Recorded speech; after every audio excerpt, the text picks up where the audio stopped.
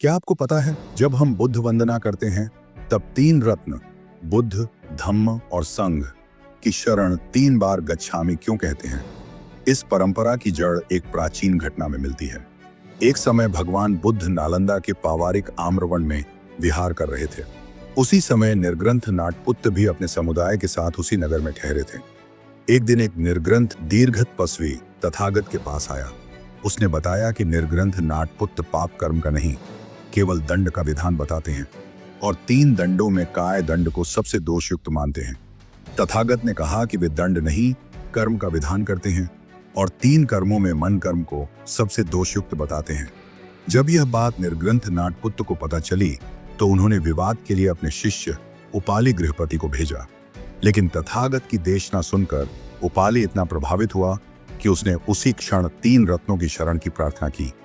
तथागत ने कहा, गृहपति, सोच समझ कर करो।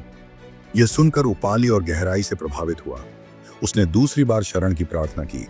तथागत ने फिर कहा, लंबे समय से तुम्हारा कुल निर्ग्रंथों के लिए अन्न जल का आधार रहा है। यह मत समझना कि अब उन्हें पिंड नहीं देना चाहिए। उपाली का विश्वास और दृढ़ हो गया। जब उसने तीसरी बार प्रार्थना की तभी उसे बुद्ध, धम्म और संघ की शरण दी गई। वहीं से यह परंपरा स्थापित हुई कि शरण सोचकर, समझकर और दृढ़ निश्चय से ली जाती है।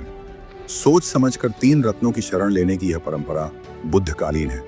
इसीलिए आज भी बुद्ध वंदना में 3 रत्नों की शरण 3 बार ली जाती है। बुद्धम शरणम गच्छामि, धम्मम शरणम गच्छामि, संघम शरणम गच्छामि। और ऐसे ही मैं दूसरी बार बुद्ध, धम्म और संघ की शरण जाता हूँ और तीसरी बार मैं बुद्ध, धम्म और संघ की शरण जाता हूँ। तो अब अगर कोई आपसे पूछे 3 रत्नों की शरण 3 बार क्यों ली जाती है, तो आप शांत मन से बस इतना कह सकते हैं, क्योंकि शरण कोई शब्द नहीं, यह एक समझ है, एक जांच है और एक दृढ़ निर्णय है।